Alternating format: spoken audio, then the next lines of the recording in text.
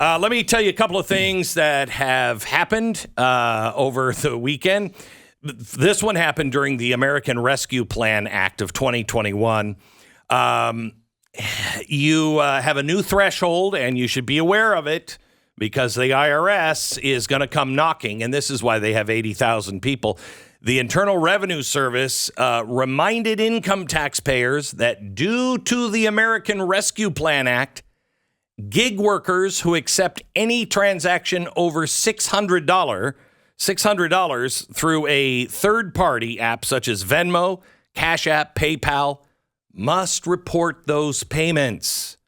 Must report they're not going to go after people making $600. Yes, they are. Just a friendly reminder. By the way, there's something else that happened on Wednesday afternoon. And what were you doing Wednesday afternoon besides being glued to the TV and the news, right? Right, yes. Yeah. You might have been preparing for, I don't know, a holiday weekend where you completely tuned out. So you might have missed what happened Wednesday afternoon at the Fed. But they started their CBDC, Central Bank Digital Currency. Yes, the Fed coin is here. Now, they rolled it out on Wednesday. That was the only day they could do it, because they've been denying that any of this stuff was happening, but they could only get it when no one was paying attention.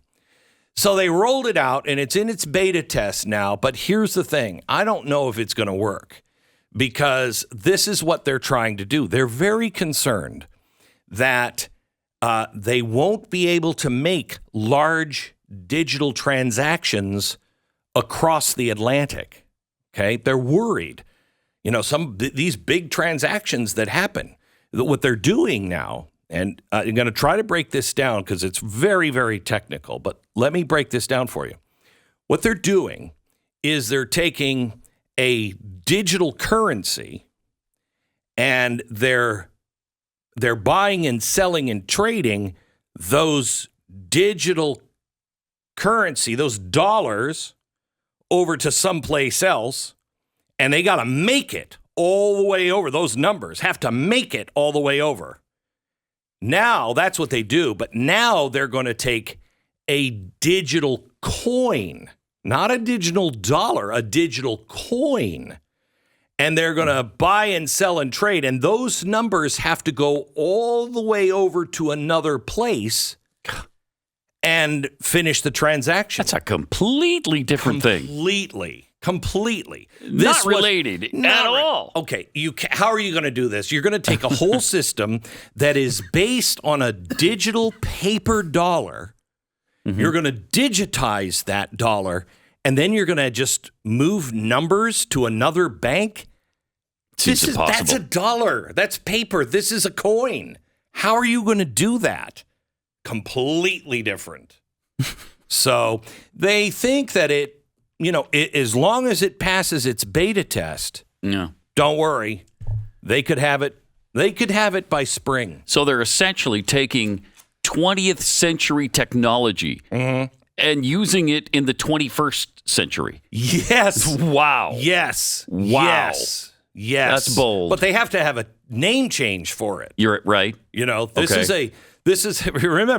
this was a Federal Reserve printed currency that had been digitized. Mm-hmm. This is a Federal Reserve digital currency. Okay. Yeah. So one starts as a digital, the other one has to be transformed digitally. So they've cut that transforming part out, and that's the part where it gets really sketchy. Okay. By the way, India just rolled out its retail pilot program for digital rupees as well. Don't worry.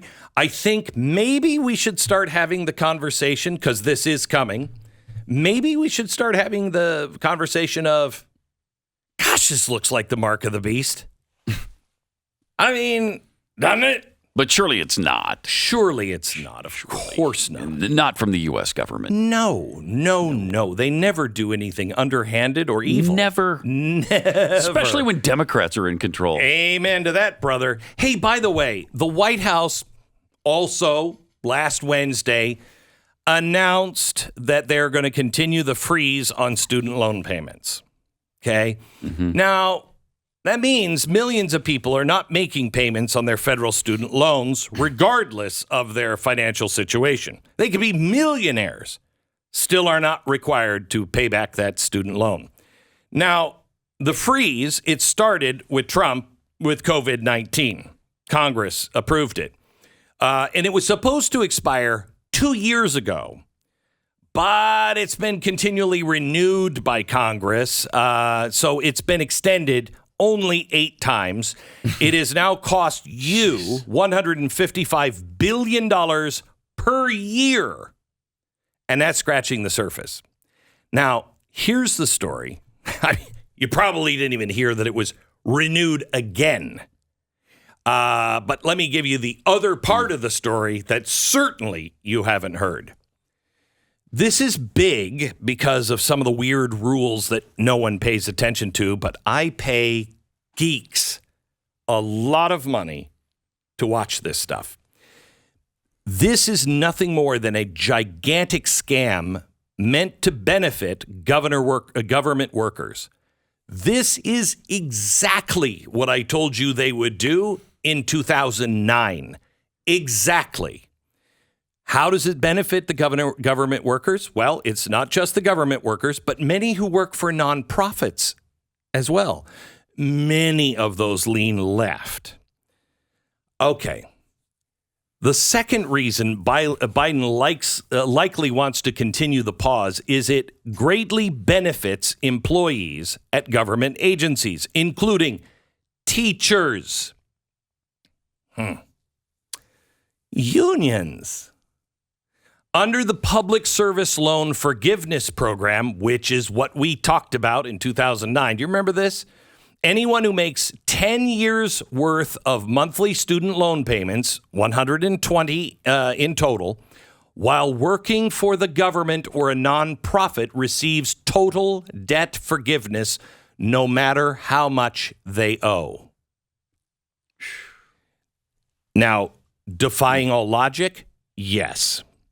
But they're continuing to count non-payments under the pause toward the total number of payments required to qualify for public service loan forgiveness. So even though you haven't made a payment in 24 months, you still are counted as making those payments in the last 24 months. So that all goes to your 120-month requirement. The longer the student loan freeze continues, the more government and nonprofit workers will qualify for total loan forgiveness. Millions will be moving towards total student debt cancellation. So in other words, what is this story really all about? Biden giving a big fat gift to government workers and the people that are working many cases to subvert our republic and make it into a democracy. He's giving them a kickback because most people don't know how these things work. They have no idea what's going on. Oh, by the way, another one. Trust the government. Hunter Biden owned financial stake in digital banking platform, a digital banking platform. How did they do that? Digital banking. How did they do that? This started in 2016. They must have been using like an abacus or something. I don't know how they did it, but it was digital banking platform for undocumented immigrants. So this was a multi-balance, multi-currency digital wallet and payment ecosystem. And he had a big share of this. In fact, got $20,000 wire transfer from the company, and now it looks like all of his buddies are running it. So that is fantastic. But here's the great thing. It was to support mass migration to the U.S. Because the company positioned itself as the premier platform for sending and receiving remittances. Oh. Over $150 billion of remittances happen every year in the U.S. alone. And here's what the digital bank said. Labor moves around the globe, and when workers move, so does their money. The global nature of labor often makes it difficult for somebody to have a bank account in the country where they're employed. Really?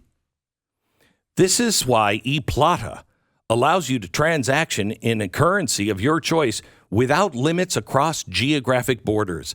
Is there any reason money transfers should be more expensive because one person lives in a different country? We don't think so. With ePlata, simple, secure, and inexpensive international transactions are now in the palm of your hand. Now that's great. Now I don't know the difference between that platform, which is sending boatloads of digital currency to another country, and let's say Bitcoin. But all I know is one, the president's son is involved, and the other one is extraordinarily dangerous.